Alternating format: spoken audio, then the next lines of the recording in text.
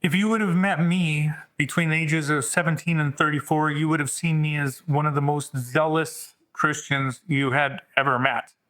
So basically, I study the Bible constantly. I witness to people. I went to Bible college. I spent time on outreach teams. I became a pastor. I was very zealous for Christianity. And in a way, I would say that was completely honest. I believe that it happened to be true. And I believe that it was something which was good for mankind. And I was trying to communicate that to other people. Now, I've left all of that behind, given up completely on that. It's been almost 20 years since I've had any involvement inside the church. And I want to explain a few reasons for why that is.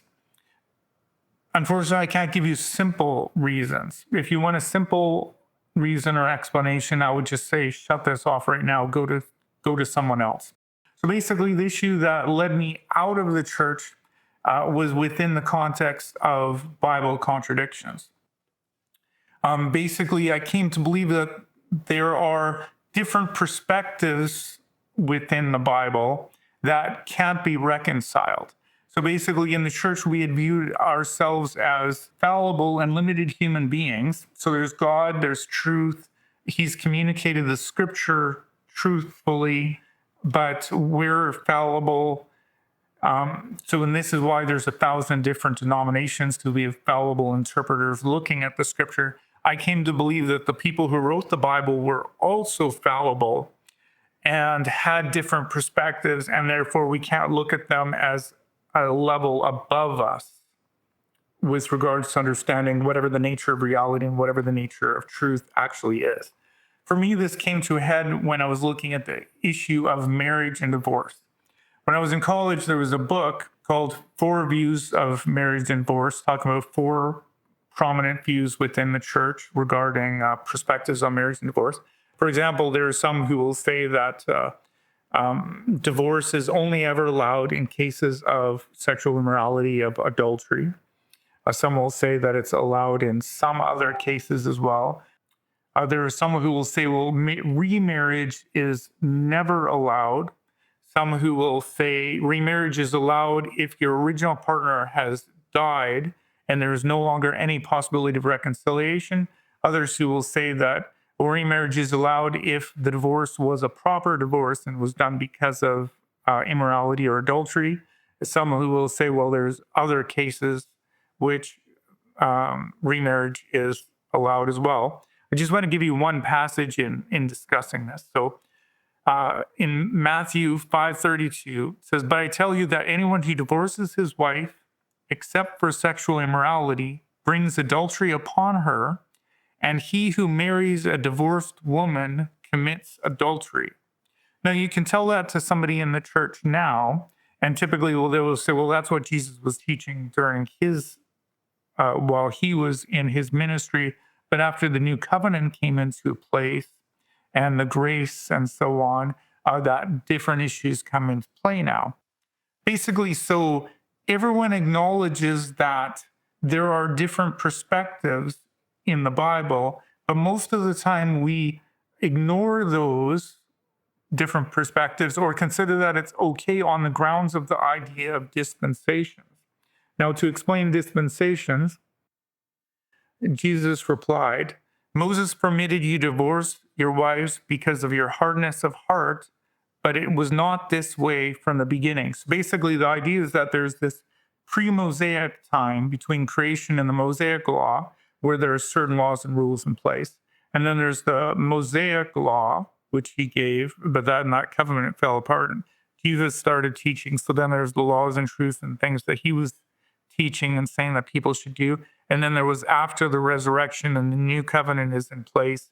And then there's the teachings and truths and things that we should be doing under there. So everyone acknowledges that there are these different perspectives being taught, but we generally would ignore them on the grounds that these perspectives related to different time periods, different dispensations. Now, everyone recognizes that. So if something is moral in 30, it becoming immoral in 31, or immoral or moral in 30 becoming that moral truth just changing from one year to the next doesn't make sense. That if something is morally absolute, a real truth, it should be something that's true across time. So generally, we in the church would ignore that or evade that by saying, well, the Mosaic law was had the moral law in it, but it was giving a cultural and national identity to the people of Israel, and that's why these things have changed. Now, that sounds like a good way of abating a lot of these issues, but the issue of marriage and divorce, as an example, is not an issue that just relates to Israel's cultural identity. When Jesus gave his statement saying, well, Moses allowed it on the basis of your hardness of heart, but in the beginning it wasn't this way, he's referring to God's intent in creation. So basically, he's saying that Moses was wrong for allowing divorce based on the hardness of your heart, because this isn't a part of how God intended it to be in creation. Now, we in the church tried to evade that or escape that or just gloss over it because of this idea of dispensations, but it doesn't work.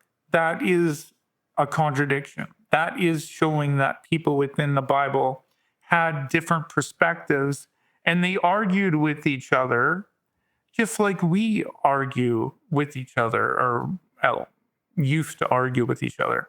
So I don't want to make this more complicated, but so now as far as the four perspectives on marriage and divorce inside the church, those are all perspectives which people are promoting on this side of the resurrection.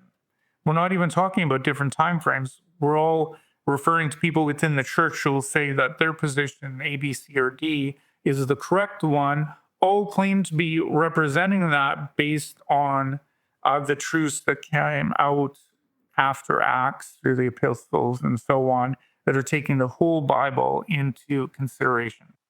I spent over 20 years studying, trying to understand what the Bible said about grace and law and about salvation, and what Paul said about law and what Peter said about law and how that related to what Jesus said and what Moses said, and all of these different topics. I would just say it's just a swamp.